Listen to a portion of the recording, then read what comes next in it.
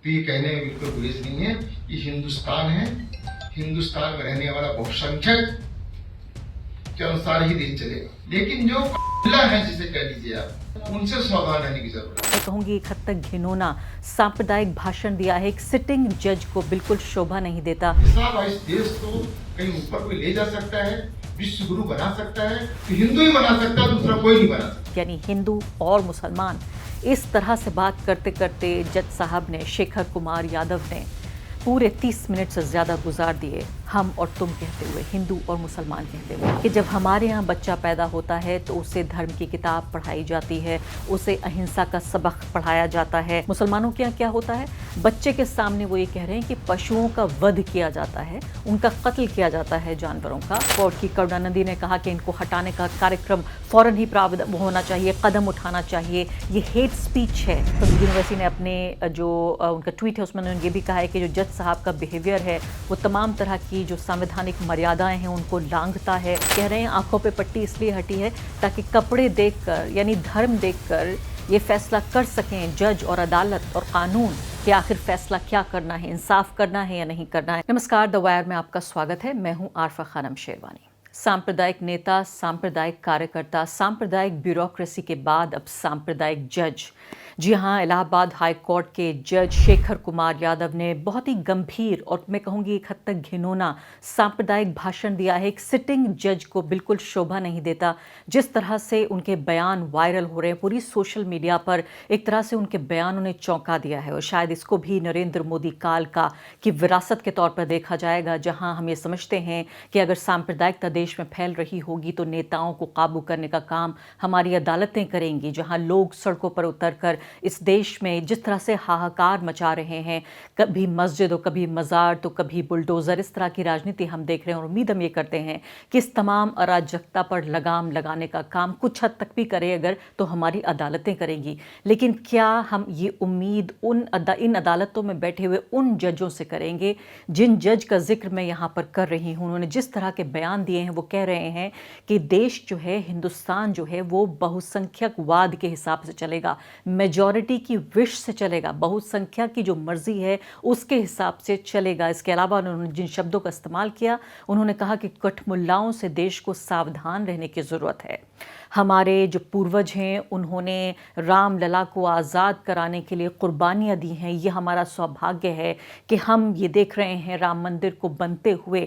और आपको याद दिलाना चाहती हूँ कि ये बयान दे रहे हैं जज साहब, यानी जो मुकदमा अदालत में, देश की सबसे बड़ी अदालत में लड़ा गया, उसके बाद उस मुकदमे को एक सेक्शन ने जीता और उसके बाद मंदिर बना।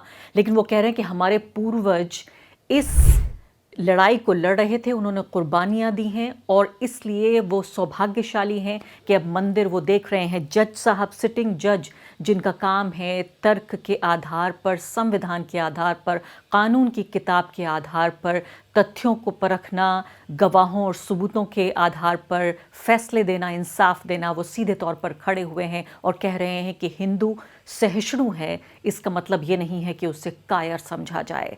मैं हैरान थी और परेशान थी और सोच रही थी कि देखिए किस घर में जाकर, किस दर पर जाकर दस्तक दी जाए कि भाई देखिए जज साहब, तमाम तरह की आवाज़ें आ रही थीं। वरिष्ठ वकील सुप्रीम कोर्ट की करुणानिधि ने कहा कि इनको हटाने का कार्यक्रम फौरन ही प्रावधान होना चाहिए, कदम उठाना चाहिए। ये हेट स्पीच है, यानी नफरत भरा भाषण दिया है जज साहब ने, करुणानिधि ने ये कहा। इसके अलावा और भी जज और वकील, पूर्व जज और वकील इस तरह की बातें कर रहे थे, जो प्रतिक्रिया दे रहे थे। लेकिन साथ साथ अब सबसे बड़ी बात, जो बड़ी खबर आ रही है अभी, वो ये कि सुप्रीम कोर्ट ने इस पर कदम उठाते हुए ये कहा है, एक प्रेस रिलीज़ बाकायदा जारी की है जिसमें सुप्रीम कोर्ट ने ये कहा है कि उन्होंने इस पर ध्यान दिया है। सुप्रीम कोर्ट ने नोट लिया है इस रिपोर्ट्स का जो कम्युनल स्पीच डिलीवर की गई है इलाहाबाद हाई कोर्ट के ये जज साहब हैं उनके ज़रिए। और आपको ये भी बता दें कि कोर्ट ने ये कहा है कि इस मामले की तमाम जो विस्तार है, जो पर्टिकुलर डिटेल्स हैं इस मामले की, वो हाई कोर्ट से कहा गया है कि उसको मुहैया कराई जाएं। इसमें दूसरी महत्वपूर्ण बात और चौंकाने वाली बात यह है कि अतिवादी जो हिंदुत्व संगठन है विश्व हिंदू परिषद, उसके कार्यक्रम में बोल रहे थे जज महोदय, और ये हाई कोर्ट के जो कॉम्प्लेक्स था उसी में ये कार्यक्रम हो रहा था। अब मैं आने वाले कुछ मिनटों में आपको बताऊंगी कि सिर्फ जो भी कुछ मैंने अभी आपको बताया, सिर्फ इतना काफ़ी नहीं है। जिस तरह से जज साहब ने 30 मिनट से भी ऊपर का ये भाषण दिया, ये स्पीच दी, उसमें सबसे ज़्यादा जो बात नागवार गुजरी और जिस बात ने सबसे ज़्यादा मुझे हैरान किया और परेशान किया वो ये था कि जज साहब अपने को एक ख़ास धर्म के मानने वाले व्यक्ति के तौर पर इस पूरे भाषण में वो स्थापित कर रहे थे। न वो कानून की बात कर रहे थे, न वो अपने जज होने की बात कर रहे थे, उन लोगों का उपहास कर रहे थे जिन्होंने ये कहा कि आप विश्व हिंदू परिषद के कार्यक्रम में जा रहे हैं, ज़रा सावधानी बरतिए। खुद जज साहब ने अपने भाषण में कहा, उन्होंने कहा वो ये समझते हैं और हम ये कर रहे हैं, वो कठमुल्ला हैं और हम सहिष्णु हैं, उनके बच्चे हिंसा सीखते हैं, हमारे बच्चे सहिष्णु हैं और हमारे बच्चे अहिंसा सीखते हैं। इस तरह का भाषण उन्होंने दिया, सीधे सीधे हिंदू मुसलमान की दीवार, हिंदू मुसलमान की रेखा खींच दी जज साहब ने। आइए सबसे पहले मैं आपको ये बयान उनका सुनवा देती हूँ जिसमें वो ये कह रहे हैं, हर देश में रहने वाला हर व्यक्ति हिंदू है।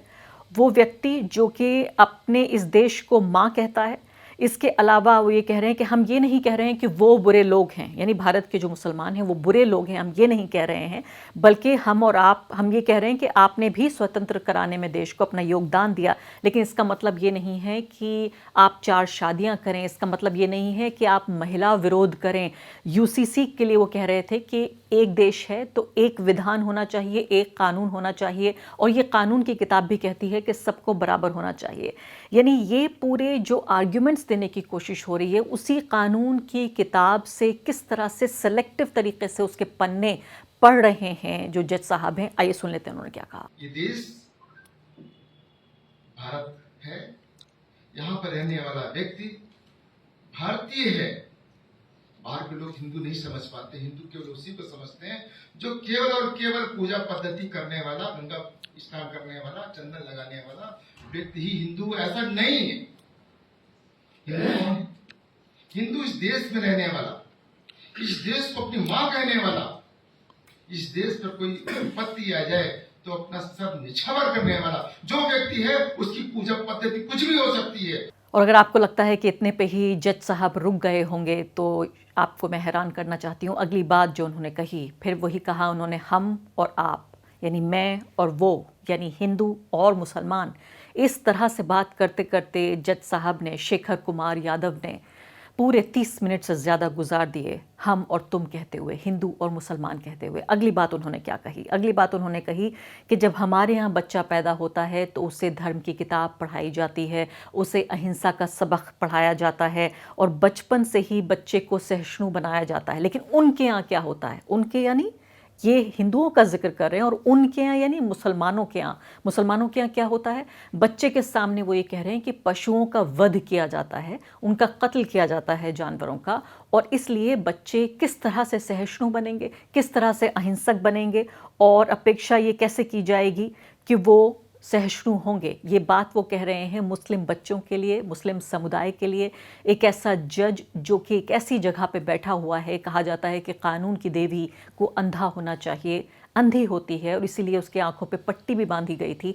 वो अलग बात है कि सुप्रीम कोर्ट में अब नई प्रतिमा स्थापित की गई है जिसमें आंखों पर से वो पट्टी हट गई है, और इसीलिए ये देखिए सतीश आचार्य जो कार्टूनिस्ट हैं, उन्होंने ये कार्टून बनाया है जिसमें आंखों पे पट्टी, वो ये कह रहे हैं आंखों पे पट्टी इसलिए हटी है ताकि कपड़े देखकर, यानी धर्म देखकर ये फैसला कर सकें जज और अदालत और कानून कि आखिर फैसला क्या करना है, इंसाफ करना है या नहीं करना है। ये मेरे ख्याल से बहुत ही, मैं कहूँगी कि एक तीर निशाने पे लगा है ये जो कार्टून बनाया गया। आइए ये उनके स्पीच का ये हिस्सा सुन लेते हैं जिसमें वो ये कह रहे हैं कि हमारे बच्चे सहिष्णु होते हैं, यानी उनमें एक टॉलरेंस होता है, उनमें सब्र होता है, और उनके बच्चे हिंसक होते हैं, उनमें तशद्दुद या हिंसा होती है। सुन लेते हैं। हमारे यहाँ बच्चा पैदा होता है, अहिंसा के बारे में ले जाया जाता है, तमाम चीजें बताई जाती हैं, लेकिन आपके साथ, आपके यहाँ तो बचपन से बच्चे को सामने रख करके वध किया जाता है पशुओं का। तो आप कैसे अपेक्षा करते हैं कि सहिष्णु होगा वो? तो ये कहने में बिल्कुल गुरेज नहीं है कि हिंदुस्तान है, हिंदुस्तान में रहने वाला बहुसंख्यक के अनुसार ही देश चलेगा। लेकिन जो कठमुल्ला है, जिसे कह लीजिए आप, उनसे सावधान रहने की जरूरत है। जज साहब उन लोगों का मजाक उड़ाते हुए कह रहे हैं कि मुझसे कहा गया कि विश्व हिंदू परिषद के ऐसे कार्यक्रम में आप जा रहे हैं तो ज़रा संभल कर बोलिएगा। तो उन्होंने कहा कि हाँ, मैं जज तो हूँ, मैं सिटिंग जज तो हूँ, तो मैं तो भारत का नागरिक भी हूँ। नागरिकता के आधार पर नहीं, धर्म के आधार पर ये भाषण दे रहे थे जज साहब, जिसमें उन्होंने कहा कि मुझे कहने में कोई गुरेज नहीं है कि ये देश बहुसंख्यक आबादी के हिसाब से, उसकी मर्जी के हिसाब से, उसकी मंशा के हिसाब से चलेगा। इसके अलावा उन्होंने ये भी कहा कि जज होकर ऐसी बातें कर रहे हैं, उन्हें इस बात का अंदाज़ा था कि जो वो बात कर रहे हैं वो विवादित होगी। इससे पहले भी वो विवादित बयान दे चुके हैं और उन्होंने इस बात को भी प्रपोज किया था कि जो गाय है उसको राष्ट्रीय पशु घोषित किया जाना चाहिए। जज साहब ये बात भी ऐसी कह चुके हैं कि नेशनल एनिमल बना देना चाहिए। ये बात उन्होंने कही और इसके अलावा उन्होंने ये भी कहा कि पार्लियामेंट से उन्होंने कहा, गुजारिश की कि एक ऐसा कानून बनाया जाए जो कि भगवान राम के आदर में, उनके ऑनर में कानून बनाया जाए। ये बात भी पहले ये कर चुके हैं 2021 में। अब यहाँ पर ये कह रहे हैं कि मेजॉरिटी के हिसाब से देश चलेगा और वो ये बात कह रहे हैं, जज होकर भी ये बात कह रहे हैं क्योंकि वो भारत के नागरिक भी हैं। साथ साथ उन्होंने ये भी कह दिया कि हमारे पूर्वजों ने कुर्बानियाँ दी रामलला को आज़ाद कराने के लिए और ये हमारा सौभाग्य है कि देखिए हमें, हमारी किस्मत अच्छी है कि हमें ये देखने को मिला। और साथ साथ वो ये भी कह रहे हैं कि हमारी आबादी बहुत ज़्यादा है, हम सहिष्णु हैं, हम किसी को तकलीफ़ नहीं पहुंचाना चाहते और हम ये भी जानते हैं कि सिर्फ हिंदू ही ऐसा है जो भारत को विश्व गुरु बना सकता है। ये बात भी उन्होंने कही। साथ साथ लगातार अपने आप को आरएसएस के लिए कह रहे थे कि अब 100 वर्ष गुजर रहे हैं। आरएसएस का उन्होंने तारीफ़ भी की आरएसएस की और कहा कि अब इस संस्था को 100 वर्ष गुजर रहे हैं। सीधे तौर पर वो किस पाले में खड़े हुए थे वो ये भी बता रहे थे, किन लोगों के वो खिलाफ हैं वो ये भी बता रहे थे। और ऐसे जजों के सामने जब मुकदमे पहुंचते होंगे तो आखिर वो किस नज़र से फैसला करते होंगे ये भी आप देख लीजिए। और मुझे तो कुछ लोगों को दुख हो रहा है, हैरानी हो रही है, हैरानी मुझे भी हो रही है, लेकिन मुझे दुख नहीं हो रहा है क्योंकि कहीं ना कहीं ये बात खुलकर सामने आ रही है कि जो जज हैं आज के दौर के, वो सीधे तौर पर कानून की किताब पढ़ के नहीं, बल्कि भारत में जो किसी तरह का जो बताया जा रहा है कि कोई धर्म युद्ध हो रहा है, कोई इस तरह की एक ऐसी लड़ाई चल रही है, उसके एक तरह के धर्म युद्ध के हिस्से के तौर पर देखे जा रहे हैं। और कानून को, खासकर और कानूनी जरह को और अदालतों को भी उस तरह की जगहों के तौर पर इस्तेमाल किया जा रहा है। ये उनका ये बयान सुन लेते हैं। कभी कल्पना कीजिए आपने कि हम राम मंदिर को अपनी आंखों के सामने देखेंगे, लेकिन देखा है हमारे पूर्वज तमाम बलिदान होकर चले गए इसी आस में कि हम इसको अपने रामलला को मुक्त होते हुए देखेंगे, भव्य मंदिर बनते हुए देखेंगे, लेकिन वो देख नहीं पाए। किया उन्होंने और देख आज हम रहे हैं। अहिंसक हैं तो हमको कायर मत समझना कि साहब इस देश को कहीं ऊपर कोई ले जा सकता है, विश्व गुरु बना सकता है तो हिंदू ही बना सकता है, दूसरा कोई नहीं बना सकता। और सुप्रीम कोर्ट के अलावा अब जो हमारी संसद है उसमें भी जो सांसद हैं कई, वो इस बात को आगे बढ़ा रहे हैं कि इनको पूरे तरीके से हटाया जाना चाहिए। नेशनल कॉन्फ्रेंस के सांसद रुहुल्ला मेहदी ने ये एक पूरी प्रक्रिया शुरू कर दी है इनको हटाने की और इस पर असदुद्दीन ओवैसी ने ये ट्वीट किया है। उन्होंने कहा है कि मैंने भी ये नोटिस उस पर मैंने सिग्नेचर कर दिए हैं और 100 सिग्नेचर्स की ज़रूरत है, 100 जो मेंबर ऑफ़ पार्लियामेंट हैं सांसदों की उनको ज़रूरत है। और असदुद्दीन ओवैसी ने अपने जो उनका ट्वीट है उसमें उन्होंने ये भी कहा है कि जो जज साहब का बिहेवियर है वो तमाम तरह की जो संवैधानिक मर्यादाएं हैं उनको लांघता है और ख़ुद सुप्रीम कोर्ट जो कहता है restatement of values of judicial life उसकी भी अवहेलना करता है, ये उनका कहना है। तो अगर 100 सांसद इस पर सिग्नेचर कर देंगे तो लोकसभा के स्पीकर इसको आगे बढ़ा सकते हैं। और ये जो प्रक्रिया है जिसको कह रही थी जो करुणानंदी हैं वरिष्ठ वकील, उन्होंने कहा था कि इनको हटाए जाने का कदम उठाना चाहिए, उसकी बात यहाँ पर जुड़ रही है दोनों की। और साथ में मैं आपको ये भी बता देना चाहती हूँ कि जो the campaign for judicial accountability and reform CJAR के नाम से ये संस्था है, इसने भी चीफ जस्टिस ऑफ इंडिया को संजीव खन्ना जी को ये पत्र लिखा है और उन्होंने कहा है कि फ़ौरन इस पर एक आंतरिक इंक्वायरी होनी चाहिए और इस मामले पर कमेटी बननी चाहिए इसी के लिए उन्होंने ये भी कहा है कि जो इनका बर्ताव है इन जज साहब का, वो सीधे तौर पर जो उन्होंने अटेंड किया, यानी कि न सिर्फ कि भाषण दिया बल्कि इस तरह के अतिवादी संगठन के कार्यक्रम में एक सिटिंग जज का भाग लेना ही अपने आप में किस तरह से एक पूरे तरीके से तमाम तरह की जो न्यायपालिका की और जुडिशल जो मर्यादाएं हैं उनको लांघ रहा है।